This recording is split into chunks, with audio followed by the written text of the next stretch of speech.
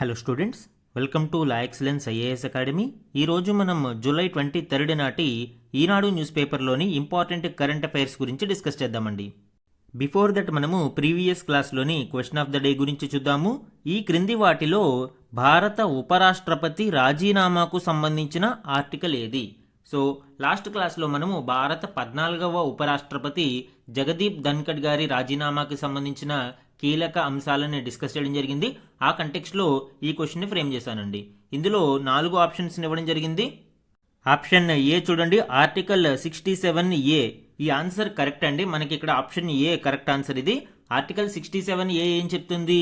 By writing under his hand addressed to the president, అంటే రాతపూర్వకంగా president of ఇండియాకి vice president రాజీనామాని సమర్పించవచ్చు. So option A అనేది correct ఇక్కడ. నెక్స్ట్ కూడా చూడండి, ఆర్టికల్ 67B ఏం చెప్తుందండి? ఉపరాష్ట్రపతి యొక్క రిమూవల్ ప్రాసెస్ గురించి చెప్తుంది. ఈ రిమూవల్ అనేది రాజ్యసభలో మాత్రమే ప్రవేశపెట్టాలి. దీనికి 14 days ప్రయర్ నోటీస్ ని అందించాల్సి ఉంటుంది అండ్ ఎఫెక్టివ్ మెజారిటీతో రాజ్యసభ ఈ తీర్మానాన్ని ఆమోదించాల్సి ఉంటుంది. అలానే లోక్సభ ఈ తీర్మానాన్ని సింపుల్ మెజారిటీతో ఆమోదిస్తే ఈ ప్రక్రియ పూర్తి అవుతుంది. ఆర్టికల్ 56 అనేది భారత రాష్ట్రపతికి సంబంధించి అండి. ఆర్టికల్ 56 క్లాజ్ 1 క్లాజ్ ఏ అనేది ప్రెసిడెంట్ యొక్క రెసిగ్నేషన్ కి సంబంధించి, అంటే భారత రాష్ట్రపతి రాజీనామా ఎవరికి చేయాల్సి ఉంటుంది? వైస్ ప్రెసిడెంట్ ఆఫ్ ఇండియాకి భారత రాష్ట్రపతి వ్రాతపూర్వకంగా తన రాజీనామాను సమర్పించాల్సి ఉంటుంది. ఇది ఆర్టికల్ 56 క్లాజ్ ఏ ఇక్కడ డిస్కస్ చేస్తుంది. అలానే ఆర్టికల్ 56 క్లాజ్ 1 క్లాజ్ బి అనేది ఇంపీచ్మెంట్ ఆఫ్ ప్రెసిడెంట్ గురించి డిస్కస్ చేస్తుంది. ఈ ఇంపీచ్మెంట్ ప్రక్రియ అనేది ఎయిదర్ ఆఫ్ ద హౌస్లో ప్రవేశపెట్టవచ్చు, అంటే ఇటు లోక్సభలో కానీ లేదా రాజ్యసభలో కానీ ప్రవేశపెట్టవచ్చు.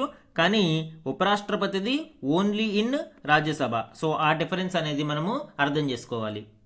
ఈరోజు ఈనాడు న్యూస్ పేపర్లోని important topics to be covered మనం చూస్తే, ఫస్ట్ వన్, సాధ్యమైనంత త్వరలోనే ఉపరాష్ట్రపతి ఎన్నిక.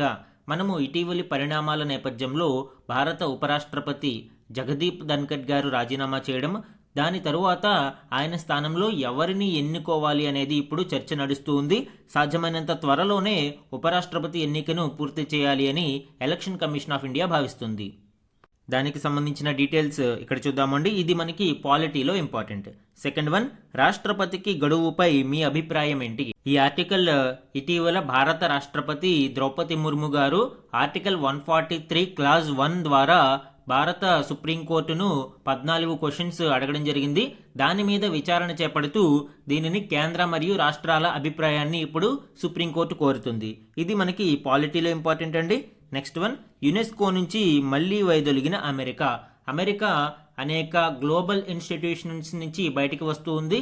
అందులో భాగంగా ఇప్పుడు యునెస్కో నుంచి కూడా వైదొలగడం మనం చూడవచ్చు. ఇది మనకి international relations, especially global institutions టాపిక్లో ఇంపార్టెంట్. నెక్స్ట్ వన్, శక్తివంతమైన పాస్పోర్టుల జాబితాలో మెరుగుపడిన భారత్. హెన్లీ పాస్పోర్ట్ ఇండెక్స్ 2025 జాబితా విడుదలైంది. దానికి సంబంధించిన గణాంకాల ప్రకారం భారతదేశం తన స్థానాలను మెరుగుపరుచుకుంది. ఇది ఇంటర్నేషనల్ రిలేషన్స్లో ఇంపార్టెంట్ అండి. నెక్స్ట్ వన్, భారత సైన్యానికి అపాచీలు. భారత్ మరియు యుఎస్ మధ్య ఒప్పందంలో భాగంగా బోయింగ్ సంస్థకి చెందిన అపాచీ హెలికాప్టర్లను భారత సైన్యానికి అందివ్వనున్నారు. ఇందులో భాగంగా 3 హెలికాప్టర్లు ఇప్పుడు భారతదేశానికి రానున్నాయి. ఇది మనకి డిఫెన్స్ టెక్నాలజీలో ఇంపార్టెంట్. సిక్స్త్ వన్, అంకురాలకు 6 సూత్రాలు. ఈ ఆర్టికల్ భారతదేశంలోని స్టార్టప్ ఎకోసిస్టమ్ గురించి, అలానే దీనిని అభివృద్ధి పరచడానికి తీసుకోవాల్సిన చర్యలతో పాటు ఇటీవలి నీతి ఆయోగ్ యొక్క 6 ఇంపార్టెంట్ సూత్రాల గురించి వివరించడం జరిగింది. ఇది మనకి ఎకానమీలో important.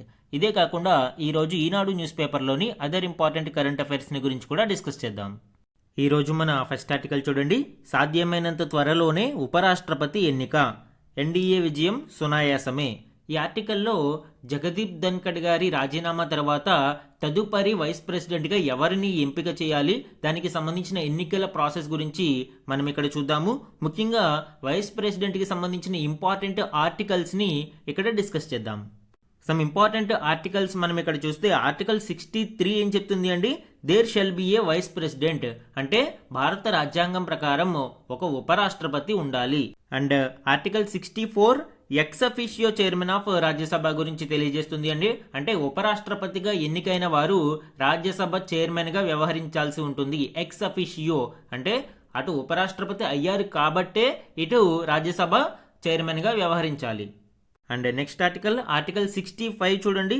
Act as president during casual vacancies అంటే నార్మల్గా ఏదైనా హెల్త్ ప్రాబ్లం వల్ల కావచ్చు, ఇలాగ టెంపరరీ వేకెన్సీ ఏర్పడితే అలాంటి సందర్భంలో ఉపరాష్ట్రపతి రాష్ట్రపతిగా వ్యవహరిస్తారు. ఇది ఆర్టికల్ 65 తెలియజేస్తుంది.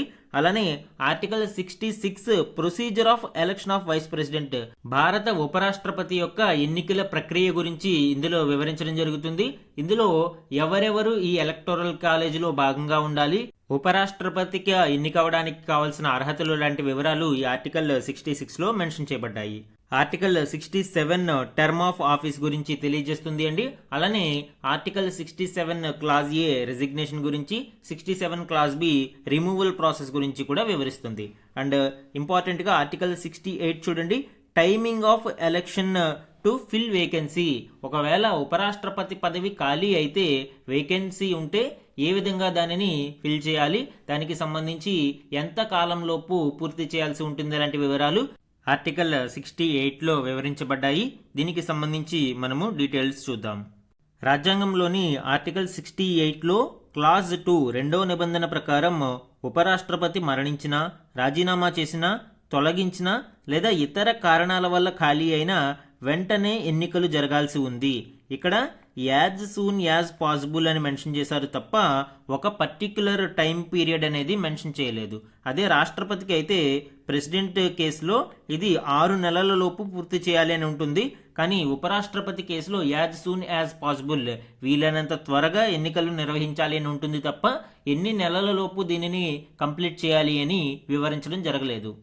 అలానే ఈ ఆర్టికల్ 68 ప్రకారం ఉపరాష్ట్రపతిగా ఎన్నికైన వారు మొత్తం పూర్తి పదవీ కాలం అంటే 5 సంవత్సరాల పాటు పదవిలో ఉంటారు. అలానే ఈ ఎలక్షన్ ప్రక్రియకు సంబంధించి లోక్సభ, రాజ్యసభ సభ్యులతో పాటు రాజ్యసభలో నామినేటెడ్ సభ్యులకి కూడా ఓటు హక్కు ఉంటుంది.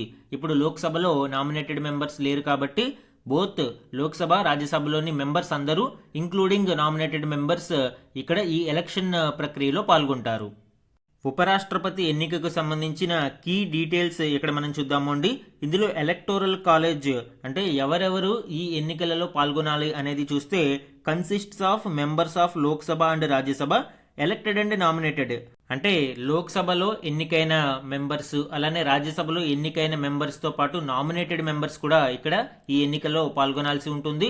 అండ్ లోక్సభలో నామినేటెడ్ మెంబర్స్ ఇది వరకు ఇద్దరు ఉండేవారు, ఇద్దరు ఆంగ్లో ఇండియన్స్ ఉండేవారు. అయితే 104వ రాజ్యాంగ సవరణ ద్వారా ఆ పద్ధతి నిలిపివేయబడింది. సో ఇక్కడ రాజ్యసభలో 12 మంది నామినేటెడ్ మెంబర్స్ ఉంటారు. అలానే లోక్సభ, రాజ్యసభలోని ఎలక్టెడ్ మెంబర్స్ ఈ ఎలక్టోరల్ కాలేజీలో భాగంగా ఉంటారు. అండ్ ఉపరాష్ట్రపతిగా ఎన్నిక అవడానికి కావలసిన అర్హతలు, ఎలిజిబిలిటీ క్రైటీరియా గురించి మనం చూస్తే must be A citizen of India, భారతదేశ పౌరుడు అయి ఉండాలి. అలానే అట్లీస్ట్ 35 ఇయర్స్ ఓల్డ్, 35 సంవత్సరాలు నిండి ఉండాలి. Qualified to be a member of Rajya Sabha, Rajya Sabha సభ్యునిగా ఎన్నిక అవడానికి కావలసిన అర్హతను కలిగి ఉండాలి. And must not hold any office of profit, ఏ విధమైన లాభదాయక ఆఫీస్ ఆఫ్ ప్రాఫిట్ ని ఆయన కలిగి ఉండకూడదు.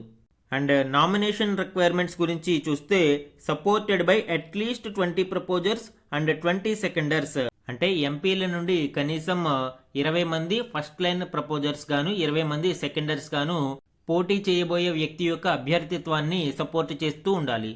అలానే ఇది ప్రెసిడెంట్ కేసులో అయితే 50 మంది ప్రపోజర్స్ అండ్ 50 మంది సెకండర్స్ గా మనం చూడవచ్చు. అండ్ రిటర్నింగ్ ఆఫీసర్ గా either house of parliament, Lok Sabha గానీ రాజ్యసభ గానీ సెక్రటరీ జనరల్ దీనికి రిటర్నింగ్ ఆఫీసర్ గా వ్యవహరిస్తారు. అండ్ ఎవరిని విజేతగా ప్రకటించాలి అనేది చూస్తే the candidate who secures the required quota of votes is declared elected, 50% quota votes ని సాధించిన వ్యక్తులని విన్నర్ గా ప్రకటిస్తారు. దీనికి సంబంధించి proportional representation of single transferable vote by secret ballot method లో ఈ ఎన్నిక అనేది జరుగుతుంది. ఎలక్టోరల్ డిస్ప్యూట్స్, ఏవైనా ఎన్నికలకి సంబంధించిన వివాదాలు ప్రెసిడెంట్ ఆర్ వైస్ ప్రెసిడెంట్ కి సంబంధించి ఉన్నవి సుప్రీం కోర్ట్ ఆఫ్ ఇండియాకి అప్రోచ్ అవ్వాల్సి ఉంటుంది. ఇది ఉపరాష్ట్రపతి ఎన్నికకు సంబంధించిన ఇంపార్టెంట్ డీటెయిల్స్ అండి. ఎగ్జామ్ పాయింట్ ఆఫ్ వ్యూలో మనకి ఈ ఆర్టికల్స్ అన్నీ కూడా ఇంపార్టెంట్. మన నెక్స్ట్ ఆర్టికల్ చూడండి. రాష్ట్రపతికి గడువుపై మీ అభిప్రాయం ఏంటి? బిల్లుల ఆమోదంలో కేంద్రం రాష్ట్ర ప్రభుత్వాలకు సుప్రీంకోర్టు నోటీసులు. ఈ ఆర్టికల్కి సంబంధించిన డీటెయిల్డ్ డిస్కషన్ ముందుగా మనము state of Tamil Nadu versus governor of Tamil Nadu case నుంచి స్టార్ట్ చేయాలి అండి. ఈ కేసులో సుప్రీంకోర్టు ఏం చెప్పింది? శాసనసభలు ఆమోదించిన బిల్లులపై ఆయా రాష్ట్రాల గవర్నర్లు, రాష్ట్రపతి ఒక నిర్దిష్ట కాల వ్యవధిలోగా చర్యలు తీసుకోవాలి అంటూ గత ఏప్రిల్లో సుప్రీంకోర్టు తీర్పు వెలువరించింది. అంటే మనకి రాజ్యాంగంలో ఆర్టికల్ 200 మరియు 201 కింద గవర్నర్ బిల్లులని ఆమోదించడం లేదా ఆర్టికల్ 201 ప్రకారం రాష్ట్రపతికి రిజర్వ్ చేయడం జరుగుతుంది. ఇటువంటి సందర్భాలలో గవర్నర్లు గాని రాష్ట్రపతి గాని రాష్ట్ర శాసనసభలకు సంబంధించిన బిల్లులను ఖచ్చితమైన కాల వ్యవధిలో చర్యలు తీసుకోవాలి అని ఇటీవల సుప్రీంకోర్టు తీర్పు వెలువరించింది. దీనికి ప్రతిస్పందనగా భారత రాష్ట్రపతి ద్రౌపది ముర్ము గారు రాజ్యాంగంలోని 143 క్లాజ్ 1 అధికరణం ద్వారా సంక్రమించిన అధికారాలను ఉపయోగించుకుని 14 కీలక ప్రశ్నలను సుప్రీంకోర్టును అడిగారు. ముఖ్యంగా ఇక్కడ ప్రెసిడెంట్ మరియు గవర్నర్లకు కోర్టులు టైం బౌండ్ నిర్దేశించవచ్చా లేదా, అలానే గవర్నర్ లేదా రాష్ట్రపతి ఆమోదముద్ర లేకుండా రాష్ట్ర శాసనసభ బిల్లులు చట్టరూపంలోకి మారవచ్చా. సో ఇలాంటి 14 క్వశ్చన్స్ ని సుప్రీంకోర్టును భారత రాష్ట్రపతి గారు అడగడం జరిగింది అండర్ ఆర్టికల్ 143 క్లాజ్ 1 ప్రకారం. ఇప్పుడు దీని మీద స్పందించిన సుప్రీంకోర్టు శాసనసభలు ఆమోదించిన బిల్లులపై నిర్దిష్ట గడువులోగా నిర్ణయం తీసుకోవాలి అంటూ గవర్నర్లు, రాష్ట్రపతికి కోర్టులు నిర్దేశించవచ్చా అనే అంశంపై అభిప్రాయాలు చెప్పాలి అని కేంద్ర మరియు రాష్ట్ర ప్రభుత్వాలకు నోటీసులు జారీ చేసింది. సో ఇప్పుడు కేంద్రము మరియు రాష్ట్ర ప్రభుత్వాలు ఈ విషయంలో తమ అభిప్రాయాలను వెలువరించిన తరువాత సుప్రీంకోర్టు విచారణ జరిపి భారత రాష్ట్రపతికి తన అభిప్రాయాన్ని తెలియజేస్తుంది. సో ఈ విధంగా అడ్వైజరీ జ్యూరిస్డిక్షన్ గురించి కూడా మనం ఇక్కడ చూడవచ్చు. లాస్ట్ క్లాస్లో మనము అడ్వైజరీ జ్యూరిస్డిక్షన్ ఆఫ్ సుప్రీంకోర్టు గురించి చూసాము. అండర్ ఆర్టికల్ 143 క్లాజ్ 1 అయితే ఏ విధంగా స్పందించవచ్చు, అండర్ ఆర్టికల్ 143 క్లాజ్ 2 అంటే pre constitutional treaties and litigations కి సంబంధించి సుప్రీంకోర్టు ఏ విధంగా స్పందించాలి, ఇలాంటి ఇంపార్టెంట్ డీటెయిల్స్ లాస్ట్ క్లాస్లో మనం డిస్కస్ చేసాం. మన నెక్స్ట్ ఆర్టికల్ చూడండి, ఇంధన భద్రతకు భారత్ అధిక ప్రాధాన్యం. ఈ ఆర్టికల్లో మనకి ఎగ్జామ్ పాయింట్ ఆఫ్ వ్యూలో 3 పాయింట్స్ ఇంపార్టెంట్ అండి. ఒకటి ఇండియా యొక్క ఎనర్జీ సెక్యూరిటీకి సంబంధించి, అలానే భారతదేశం ఇటీవల అవలంబిస్తున్న డైవర్సిఫైడ్ అప్రోచ్, వివిధ మార్కెట్ల మీద దృష్టి సారించడము, అలానే దిగుమతులు కూడా వివిధ దేశాల నుంచి మనము ఎక్కడ తక్కువగా ఉంటే అక్కడ మనము కొనుగోలు చేయడానికి సిద్ధంగా ఉండడం ఇక్కడ మనం గమనించవచ్చు. మెయిన్స్ ఆన్సర్ రైటింగ్లో ఇది ఇంపార్టెంట్ అండి. అలానే ఇండియా EU రిలేషన్షిప్ కూడా మనకి exam point of view important. Last క్లాస్లో మనం డిస్కస్ చేసాము. ఇండియా మరియు యూరోపియన్ యూనియన్ మధ్య లాస్ట్ ఫైనాన్షియల్ ఇయర్లో మనము బైలాటరల్ ట్రేడ్ అనేది చూస్తే సుమారు 13,600 కోట్ల డాలర్లుగా ఇక్కడ మనం చూడవచ్చు. సో ఇప్పుడు ఈ రష్యన్ శాంక్షన్స్ ప్రభావం భారతదేశం మీద పడే అవకాశం ఉంది. అలానే ఇది ఇండియా యూరోపియన్ యూనియన్ మధ్య రిలేషన్షిప్ ని కూడా దెబ్బతీసే ప్రమాదం ఉంది. దీనికి సంబంధించిన డీటెయిల్స్ ఇప్పుడు చూద్దాం. ఇటీవల రష్యా ఉక్రెయిన్ వార్ నేపథ్యంలో ఉక్రెయిన్కి మద్దతుగా అమెరికా మరియు యూరోపియన్ యూనియన్ దేశాలు రష్యా మీద ఆంక్షలను విధిస్తూ వచ్చాయి. ఈ రష్యా చమురు రంగాన్ని లక్ష్యంగా చేసుకుని ఇటీవల యూరోపియన్ యూనియన్ ఆంక్షలు విధించింది. రష్యాతో ట్రేడ్ చేసే దేశాల మీద సుమారు 100% వరకు సుంకాలను విధిస్తామని అటు అమెరికా ఇటు యూరోపియన్ యూనియన్లు కూడా హెచ్చరిస్తూ ఉన్నాయి. అయితే భారతదేశం యొక్క ఇంధన భద్రతే తమకు కీలకమని, దేశ అవసరాలకు సరిపడే ఇంధన భద్రతకు భారత్ అధిక ప్రాధాన్యత ఇస్తుంది అని విదేశ వ్యవహారాల శాఖ కార్యదర్శి పేర్కొన్నారు. సింపుల్ వర్డ్స్ లో చెప్పాలి అంటే మాకు ఆయిల్ ఎక్కడ తక్కువకి దొరికితే మేము అక్కడ కొనుక్కుంటాము. ఈ విషయంలో థర్డ్ పార్టీ లేదా ఇతర దేశాల యొక్క జోక్యం అనవసరమని ఆయన స్పష్టం చేయడం చూడవచ్చు. అంటే మన దేశ ఇంధన భద్రతే మనకి కీలకమని ఆయన పాశ్చాత్య దేశాలకి స్పష్టం చేశారు. అలానే ఈ విషయంలో ద్వంద్వ వైఖరి అవసరం లేదని కూడా ఆయన స్పష్టం చేయడం చూడవచ్చు. అలానే ఈ విషయంలో ద్వంద్వ వైఖరి అవసరం లేదు అని కూడా ఆయన వెల్లడించారు. అంటే ఒకవైపు అమెరికా, యూరోపియన్ యూనియన్ లాంటి దేశాలు ఇజ్రాయెల్ యొక్క ఎథ్నిక్ క్లీన్సింగ్ కి మద్దతునిస్తూ ఆయుధాలను కూడా సరఫరా చేస్తూ ఉంటే, మరొక వైపు రష్యా ఉక్రెయిన్ వార్లో మాత్రం రష్యా మీద ఆంక్షలను విధిస్తూ భారతదేశం లాంటి దేశాలను ఇక్కడ ఇబ్బంది పెట్టడానికి ప్రయత్నిస్తూ ఉండడం మనం చూడవచ్చు. కాబట్టి ఈ విషయంలో ద్వంద్వ వైఖరి అవసరం లేదు అని ఆయన స్పష్టం చేయడం మనం ఇక్కడ గమనించవచ్చు. మన నెక్స్ట్ ఆర్టికల్ చూడండి, యునెస్కో నుంచి మళ్లీ వైదొలిగిన అమెరికా 2026 డిసెంబర్లో అమల్లోకి. So United Nations Educational, Scientific and Cultural Organization UNESCO నుంచి మరొకసారి అమెరికా వైదొలిగినట్లు ప్రకటించింది. దీనికి సంబంధించిన డీటెయిల్స్ ఇప్పుడు చూద్దాం. ఐక్యరాజ్య సమితి విద్యా, వైజ్ఞానిక, సాంస్కృతిక సంస్థ నుంచి తాను మరొకసారి వైదొలుగుతున్నట్లు అమెరికా మంగళవారం ప్రకటించింది. దీనికి కారణం ఏం చెప్పింది అండి? సంస్థ ప్రదర్శిస్తున్న ఇజ్రాయెల్ వ్యతిరేకత కారణంగానే చేరిన 2 ఏళ్లకే వైదొలుగుతున్నాము అని స్పష్టం చేసింది. ఆల్రెడీ అమెరికా ఇది 3వసారి వైదొలగడం. డొనాల్డ్ ట్రంప్ నేతృత్వంలో 2వసారి వైదొలగడం మనం చూడవచ్చు. ఇప్పుడు ఈ తాజా నిర్ణయం 2026 డిసెంబర్ నుంచి అమలులోకి వస్తుంది అని ప్రకటించింది. యునెస్కోకి సంబంధించిన కీ డీటెయిల్స్ ఇప్పుడు చూద్దామండి. UNESCO it is a specialized agency of the United Nations aimed at promoting world peace and security through international cooperation in education, arts, sciences and culture. So ఈ యునెస్కో అనేది ఐక్యరాజ్య సమితి యొక్క ఒక ప్రత్యేక విభాగం. దేనికోసం దీనిని ఏర్పాటు చేయడం జరిగింది? ప్రపంచ శాంతి కోసం మరియు దేశాల మధ్య సహకారం కోసం దీనిని ఏర్పాటు చేయడం జరిగింది. ముఖ్యంగా ఎడ్యుకేషన్, ఆర్ట్స్, సైన్సెస్ మరియు కల్చర్ ఈ విభాగాలలో సహకారం కోసం ఈ సంస్థ కృషి చేస్తుంది.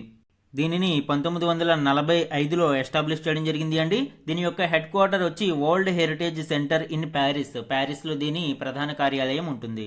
దీని ఇంపార్టెంట్ ఫీల్డ్స్ మనం చూస్తే ఇందాక ఆల్రెడీ చెప్పుకున్నాం. Education, natural sciences, social and human sciences, culture, communication or information, ఇలా అనేక రంగాలలో ఈ యునెస్కో కృషి చేస్తూ ఉంటుంది.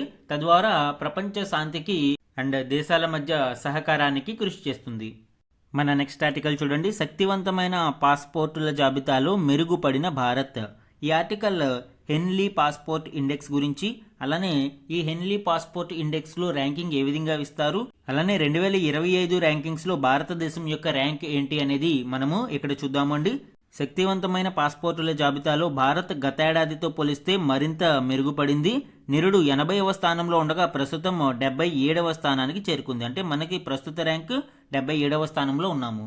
అయితే ఈ ర్యాంకింగ్ని ఏ విధంగా కొలుస్తారు? ఒక దేశం యొక్క పాస్పోర్టుతో ఎన్ని దేశాలకు వీసా అవసరం లేకుండా ప్రయాణించవచ్చు అనే అంశం మీద ఈ ర్యాంకింగ్ నిర్ణయించబడుతుంది అండి. భారతదేశం యొక్క పాస్పోర్టుతో సుమారు 59 దేశాలకు వీసా లేకుండా ప్రయాణించవచ్చు. అయితే గత సంవత్సరంతో పోలిస్తే మనకి ర్యాంకింగ్ మెరుగుపడినా కూడా ఈ వీసా ఫ్రీ కంట్రీస్ సంఖ్య అయితే తగ్గింది. ఇది వరకు మనము 62 దేశాలకు వీసా ఫ్రీ ఎంట్రీ ఉండేది. ప్రస్తుతం ఇది 59 దేశాలకు పరిమితమైంది. అలానే ఈ హెన్లీ పాస్పోర్ట్ సూచి 2025లో టాప్ కంట్రీస్ చూస్తే సింగపూర్ ఫస్ట్ ప్లేస్లో ఉంది అండి. సింగపూర్ పాస్పోర్ట్ ద్వారా సుమారు 193 దేశాలకు వీసా ఫ్రీ ప్రయాణానికి అవకాశం ఉంటుంది. 2వ స్థానంలో జపాన్, దక్షిణ కొరియాలు ఉన్నాయి.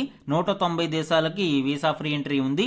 అలానే Denmark, Finland, France, Germany, Ireland, Italy, Spain ఇవన్నీ కూడా 3వ స్థానంలో ఉన్నాయి. భారతదేశం 77వ స్థానంలో ఉంది. భారతదేశం యొక్క పాస్పోర్టుతో 59 దేశాలు వీసా లేకుండా ప్రయాణించవచ్చు. ముఖ్యంగా మలేషియా, ఇండోనేషియా, మాల్దీవ్స్, థాయిలాండ్ వంటి దేశాలను మనము వీసా ఫ్రీ ఎంట్రీ ఉంటుంది.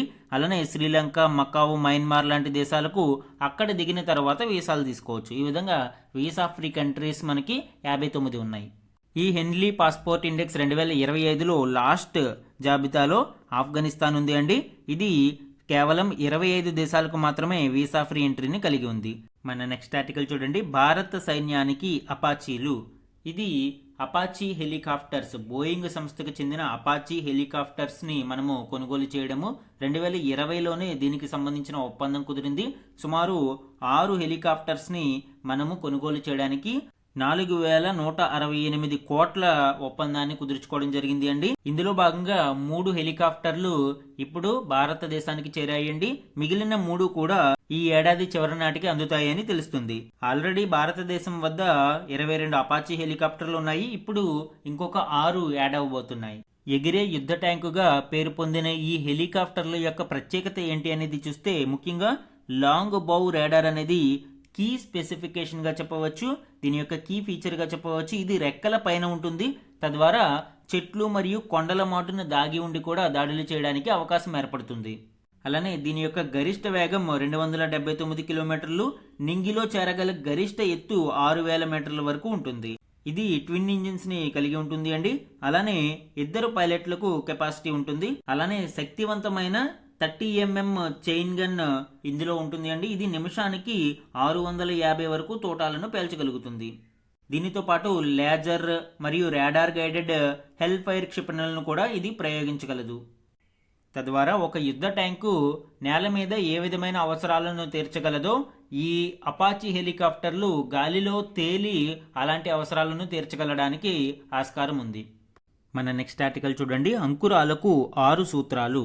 ఈ ఆర్టికల్ భారతదేశంలో ఉన్న స్టార్టప్ ఎకో సిస్టమ్ గురించి, అలానే ముఖ్యంగా మీడియం స్టార్టప్ ఎంటర్ప్రైజెస్ అనేవి ఎదుర్కొంటున్న ఇబ్బందులు మరియు ఈ నీతి ఆయోగ్ యొక్క రీసెంట్ రిపోర్ట్స్ గురించి వివరిస్తూ, ముఖ్యంగా నీతి ఆయోగ్ వివరించిన 6 సూత్రాలను ఇక్కడ మెన్షన్ చేయడం జరిగింది అండి. దీనికి సంబంధించిన డీటెయిల్స్ ఇప్పుడు చూద్దాం. భారతదేశంలో స్టార్టప్ ఎకోసిస్టమ్ చాలా వీక్గా ఉంది అండి. ముఖ్యంగా మీడియం ఎంటర్ప్రైజెస్ అనేవి చాలా ఇబ్బందులను ఎదుర్కొంటూ ఉన్నాయి. గణాంకాలను పరిశీలిస్తే భారతదేశంలోని స్టార్టప్లలో 97% సూక్ష్మ సంస్థలు కాగా 2.7% చిన్న సంస్థలు, మిగిలిన 0.3% మాత్రమే ఇక్కడ మీడియం ఎంటర్ప్రైజెస్కి చెందినవిగా ఉన్నాయి. అసలు ఈ ఎంఎస్ఎంఈ క్లాసిఫికేషన్ మనము రీసెంట్ రివైజ్డ్ క్లాసిఫికేషన్ చూస్తే మైక్రో ఎంటర్ప్రైజెస్ అంటే సూక్ష్మ పరిశ్రమలకి సంబంధించి రివైజ్డ్ 2.5 కోట్ల ఇన్వెస్ట్మెంట్, అలానే 10 కోట్ల టర్న్ ఓవర్గా నిర్ణయించడం జరిగింది. స్మాల్ ఎంటర్ప్రైజెస్ అయితే 25 కోట్ల ఇన్వెస్ట్మెంట్ అండ్ 100 కోట్ల turn over, and medium enterprises అయితే 25 కోట్ల నుంచి 125 కోట్ల మధ్యలో ఉన్న ఇన్వెస్ట్మెంట్ అండ్ 100 కోట్ల నుంచి 500 కోట్ల లోపు ఉన్న టర్న్ ఓవర్ని మనము ఈ మీడియం ఎంటర్ప్రైజెస్గా చెప్తారు. ఇప్పుడు అంకుర సంస్థలలో కూడా మైక్రో ఎంటర్ప్రైజెస్కి చెందినవి ఎక్కువగా ఉన్నాయి. సుమారు 97% ఇవే ఉండగా స్మాల్ ఎంటర్ప్రైజెస్లో 2.7%గా ఉన్నాయి. మిగిలిన 0.3% మాత్రమే మీడియం ఎంటర్ప్రైజెస్ ఉన్నాయి. దీనికి అనేక కారణాలున్న స్టార్టప్లకి సంబంధించిన ప్రభుత్వ ప్రోత్సాహకాలు ఎక్కువగా మైక్రో మరియు స్మాల్ ఎంటర్ప్రైజెస్కి సంబంధించినవే ఉన్నాయి. ఇక్కడ గణాంకాలని చూస్తే స్టార్టప్ల కోసం కేంద్రం 18 పథకాలు ప్రవేశపెట్టగా 8 మాత్రమే ఈ మధ్యమ స్థాయి సంస్థలకు వర్తిస్తున్నాయి. అలానే అంకుర రంగానికి మొత్తం 5,442 కోట్లు కేటాయించగా వాటిలో 17.81% మాత్రమే మీడియం ఎంటర్ప్రైజెస్ స్టార్టప్లకు వర్తిస్తున్నాయి. సో ఇది డ్వార్ఫిజాన్ని ప్రోత్సహిస్తుంది అండి. అంటే ఈ స్మాల్ అండ్ మైక్రో ఎంటర్ప్రైజెస్ ప్రభుత్వ సహాయం కోసం అవి మీడియం ఎంటర్ప్రైజెస్గా ఎదిగే అవకాశం ఉన్నా కూడా ఎదగడానికి ఇష్టపడడం లేదు. ఇదే one of the biggest problem in MSME sector, అలానే స్టార్టప్ సెక్టార్గా చెప్పవచ్చు. ఈ small and micro enterprises medium ఎంటర్ప్రైజెస్గా వెళ్ళినప్పుడే ఆ స్కేలప్ అనేది జరుగుతుంది. తద్వారా స్కిల్ ఎన్హాన్స్మెంట్ కానీ, టెక్నాలజికల్ అడ్వాన్స్మెంట్ కానీ, మార్కెట్ ఇంటిగ్రేషన్ కానీ పెరుగుతుంది. కానీ ఈ స్మాల్ అండ్ మైక్రో ఎంటర్ప్రైజెస్ మాత్రం ప్రభుత్వ ప్రోత్సాహకాలకు డ్వార్ఫ్ సంస్థలుగానే మిగిలిపోతున్నాయి. అలానే నీతి ఆయోగ్ యొక్క మరొక నివేదిక ప్రకారం ఈ అంకుర సంస్థలకు రుణ సదుపాయం అనేది ఎక్కువగా దొరకడం లేదు అండి. ముఖ్యంగా స్టార్టప్స్ మీద ఈ రుణదాతలకు ఎక్కువగా నమ్మకం కుదరకపోవడము, ఈ స్టార్టప్లు ఫెయిల్డ్ అయ్యే అవకాశం ఎక్కువగా ఉంది కాబట్టి తిరిగి ఈ రుణము తీర్చే అవకాశం ఉండకపోవచ్చు అనే ఒక అభిప్రాయం మనలో బలంగా నాటుకుపోయి ఉంది. కానీ గణాంకాల ప్రకారం మనం చూస్తే నాన్ పెర్ఫార్మెన్స్ అసెట్స్లో స్టార్టప్స్ యొక్క షేర్ చాలా తక్కువగా ఉంది. స్టార్టప్ సంస్థలు తీసుకున్న రుణాలలో కేవలం 5% మాత్రమే ఈ నిరర్ధక ఆస్తులుగా ఉన్నాయి అని రిజర్వ్ బ్యాంక్ యొక్క గణాంకాలు వెల్లడిస్తున్నాయి. కానీ ఇప్పటికీ స్టార్టప్ సంస్థలకి బ్యాంక్ యొక్క రుణ సదుపాయం ఎక్కువగా దొరకడం లేదు. ఒకవేళ దొరికినా కూడా హై ఇంట్రెస్ట్ రేట్స్తో దొరకడం వలన ఇవి స్టార్టప్ సంస్థలకు లాభసాటిగా ఉండడం లేదు. సో ఈ స్టార్టప్ ఎకోసిస్టమ్ని, ఎస్పెషల్లీ మీడియం ఎంటర్ప్రైజెస్ యొక్క ఈ స్టార్టప్ కల్చర్ని పూర్తిగా మార్చివేయడానికి నీతి ఆయోగ్ ఒక 6 point road map to boost medium ఎంటర్ప్రైజెస్ని విడుదల చేసింది. దీని ప్రకారం 6 సూత్రాలు ఏంటండి? 1, టైలర్డ్ ఫైనాన్షియల్ సొల్యూషన్స్, ఆ సంస్థ యొక్క అవసరాలకు అనుగుణంగా ఇక్కడ రుణ సదుపాయాలను కల్పించడం దీని యొక్క ముఖ్య ఉద్దేశం. Second one, technology upgradation via competence centres, ఆ స్టార్టప్స్కి సంబంధించిన టెక్నాలజికల్ అప్గ్రేడేషన్, అంటే ఒక్కొక్క సంస్థకి ఒక్కొక్క టెక్నాలజీ అవసరం అవుతుంది. సో ఈ టెక్నాలజికల్ అప్గ్రేడేషన్ మీద కూడా దృష్టి సారించాల్సిన అవసరం ఉంది. Focused R&D ecosystem, cluster based testing and certification. ఈ టెస్టింగ్ అండ్ సర్టిఫికేషన్ కూడా చాలా కీలకమండి. తద్వారానే నాణ్యతా ప్రమాణాలను మనము అందించడానికి అవకాశం ఉంటుంది అండ్ రెప్యుటేషన్ అనేది క్రియేట్ అవుతుంది. Next one, customized skill development. అంటే ఆ స్టార్టప్ యొక్క అవసరాలకు అనుగుణంగా శిక్షణను ఇచ్చి స్కిల్ డెవలప్మెంట్ పెంపొందించేలాగా ఇక్కడ చర్యలు చేపట్టాలి. And centralized digital support portal. ఈ ఎకోసిస్టమ్ అంతటినీ కూడా రన్ చేయడానికి ఒక డెడికేటెడ్ సెంట్రలైజ్డ్ డిజిటల్ పోర్టల్ అనేది ఏర్పాటు చేయాలి అని ఇక్కడ నీతి ఆయోగ్ తన రిపోర్ట్లో వెల్లడించింది. ఈ 6 సూత్రాలను భారతదేశంలో స్టార్టప్ ఎకోసిస్టమ్ ని అభివృద్ధి చేయడం కోసం నీతి ఆయోగ్ ప్రతిపాదించింది. ఈ రోజు ఈనాడు న్యూస్ పేపర్లో some important one liner current affairs ని చూడండి. ఉపరాష్ట్రపతి పదవికి జగదీప్ ధన్కడ్ 2025 జూలై 21న రాజీనామా చేశారు. రాజ్యసభ చైర్మన్ హోదాలో ఉన్న ఆయన రాజీనామా లేఖను రాష్ట్రపతి ద్రౌపది ముర్ముకు పంపారు. సో ఈ వైస్ ప్రెసిడెంట్ రెసిగ్నేషన్కి సంబంధించిన కీ డీటెయిల్స్ మనము లాస్ట్ క్లాసెస్ అండ్ ఈ రోజు క్లాస్లో కూడా డిస్కస్ చేయడం జరిగింది. నెక్స్ట్ వన్, కేరళ మాజీ ముఖ్యమంత్రి విఎస్ అచ్యుతానందన్ 2025 జూలై 21న తిరువనంతపురంలో మరణించారు. ఆయన 5 ఏళ్ల పాటు కేరళ ముఖ్యమంత్రిగా ఉన్నారు. 1967 నుంచి 7 సార్లు కేరళ అసెంబ్లీకి ఎన్నికయ్యారు. అండ్ 1964లో భారత కమ్యూనిస్టు పార్టీలో చీలిక రాగా సిపిఎంను స్థాపించిన 32 మంది కీలక నేతలలో అచ్యుతానందన్ గారు ఒకరు. అంటే ఈ communist party of India Marxist బ్రాంచ్ని ఇక్కడ 32 మంది రాజకీయ నాయకులు స్టార్ట్ చేయడం జరిగింది. అందులోని కీలక నేతలలో అచ్యుతానందన్ గారు ఒకరు. నెక్స్ట్ వన్, శత్రు దేశాల జలంతర్గాములను ధ్వంసం చేసే అజయ్ యుద్ధ నౌక 2025 జూలై 21న భారత నౌకాదళంలో చేరింది. Anti submarine warfare shallow water క్రాఫ్ట్గా వీటిని వ్యవహరిస్తూ ఉంటారు. దీని పొడవు 77.6 మీటర్లు, వెడల్పు 10.5 మీటర్లు. లాస్ట్ క్లాస్లో కూడా దీనికి సంబంధించిన డీటెయిల్స్ మనం చూసాము. ఈ ఐఎన్ఎస్ అజయ్ అనేది యాంటీ సబ్మెరైన్ వార్ఫేర్లో కీలక పాత్ర పోషించనుంది. నెక్స్ట్ వన్, దేశంలో ప్రతి పోలింగ్ కేంద్రం పరిధిలోనూ 1200 కంటే తక్కువ ఓటర్లు కలిగిన తొలి రాష్ట్రంగా బీహార్ అవతరించింది అని ఎన్నికల సంఘం 2025 జూలై 21న వెల్లడించింది. సో దీనివలన ఏం జరుగుతుంది అండి, 1200 కంటే తక్కువ ఓటర్లు ఒక బూత్లో ఉంటే ఎన్నికల నిర్వహణ సమర్థవంతంగా నిర్వహించగలుగుతాము. అట్ ది సేమ్ టైం ప్రజలు కూడా ఇబ్బందులు లేకుండా స్వేచ్ఛగా సమర్థవంతంగా తమ ఓటు హక్కుని వినియోగించుకోవడానికి అవకాశం ఏర్పడుతుంది. And some important question and answer type one liner current అఫైర్స్ని చూడండి. భారతీయ రచయిత్రి భాను ముస్తాక్ ఏ భాషలో రచించిన చిన్న కథల సంకలనం హార్ట్ ల్యాంప్కు 2025 అంతర్జాతీయ బుక్కర్ బహుమతి లభించింది? ఆన్సర్ కన్నడ. కన్నడ భాషలో దీనిని రచించడం జరిగింది అండి.